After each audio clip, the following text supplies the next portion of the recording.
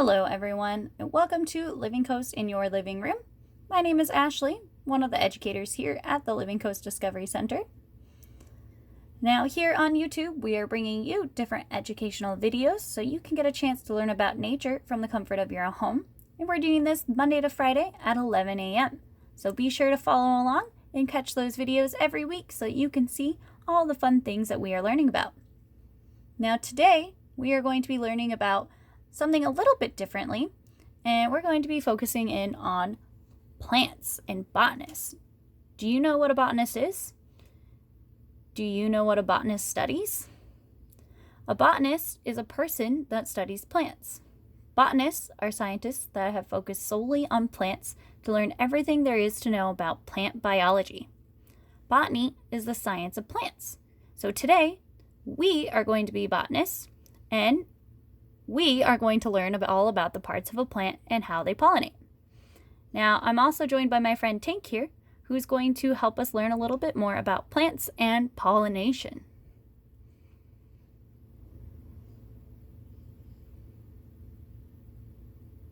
Now, do you know how many parts there are to a plant? Do you know what each part does? Well, plants have different parts that all work together in order for the plant to be able to survive. Before we get into the different parts of the plant itself, what do plants need to survive? There are some basic needs that all plants need. Plants have 4 basic needs that they need in order to survive. Can you name them? So one of them is going to be that plants need to have space or soil around them to be able to grow. They can't be too close to other plants or they might not grow as big. Plants also need water. Just like we need water, plants need water and nutrients to stay hydrated. Now, plants also need air to survive, but they do so a little differently.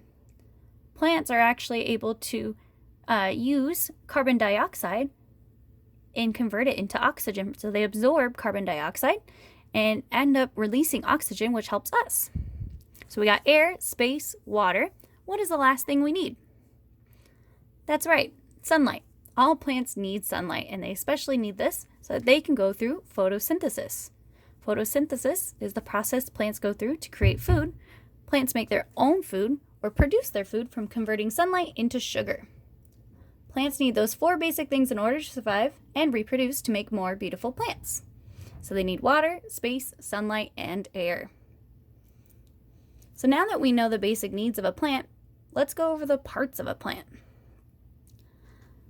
So in front of me, I have this picture of a plant, and you have a similar one, but it's going to look a little bit different than mine. So on mine, the parts are labeled, but on yours, they're not going to be labeled.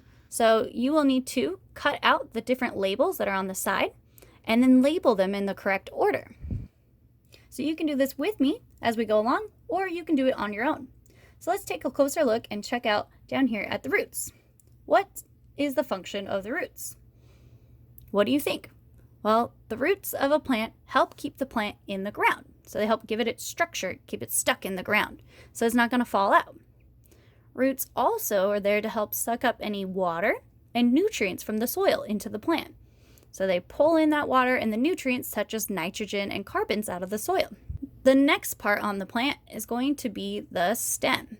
Do you see the stem running up and down the center of the plant here? The stem has tubes that will carry the water and the nutrients to all parts of the plant. The stem also gives its structure so it doesn't fall over, kind of like our spine. So we have a spine that does almost the same function running up our backs, making it so we're not falling over, and the stem does the same things. So next, we're going to move from our roots into the stem and up into our leaves. Leaves have one of the most important jobs of the plants, and the leaves are what absorb all the sunlight. Now, the sunlight needs to be absorbed from the leaves in order to go through the process of photosynthesis.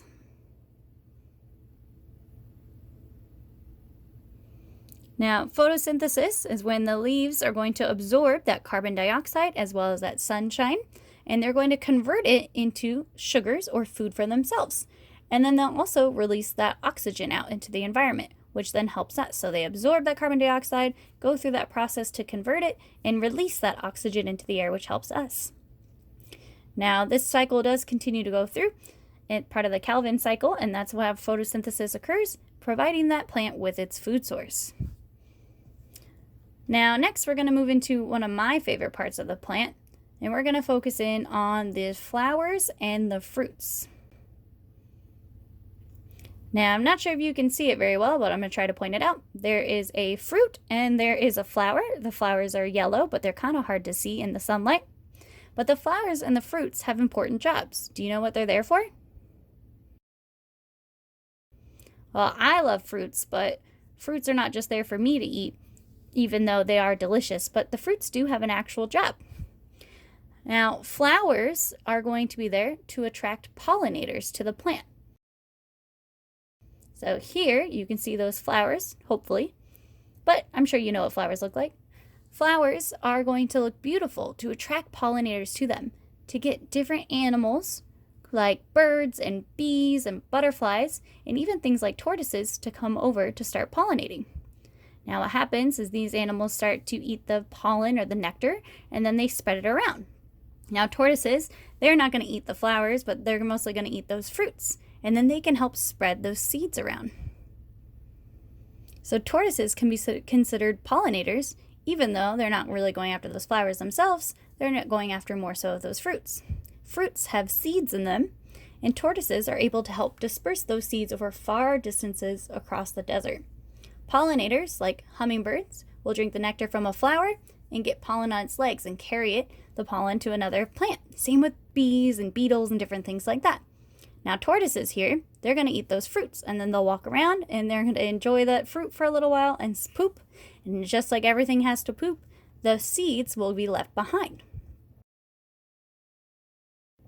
And that's going to leave out the seeds so that those plants can now be spread out across that whole desert. Now, tortoises are great examples of pollinators, even though they don't live in an area, or maybe not necessarily what you think of as a pollinator, but they are great additions to pollinators as they are able to eat those seeds and carry them away. Tortoises like to eat all kinds of different plants out there in the desert, and right now Tank is actually eating some hay, some yams, and some carrots as his nice little tasty breakfast this morning. And Mr. T is on the other side over there. Now, I hope you've had a great time learning about plants and how their pollinators are going to help them spread those seeds out and around. Be sure to complete your worksheet, and hopefully you can share it with us, and we'd like to see how you did it. Now, yours is actually colorable, so make sure you print it out and color it and then label it. And I hope you had a great time joining us with Tank here and learning all about desert tortoises and plants. And we'll see you next time on Living Coast in Your Living Room.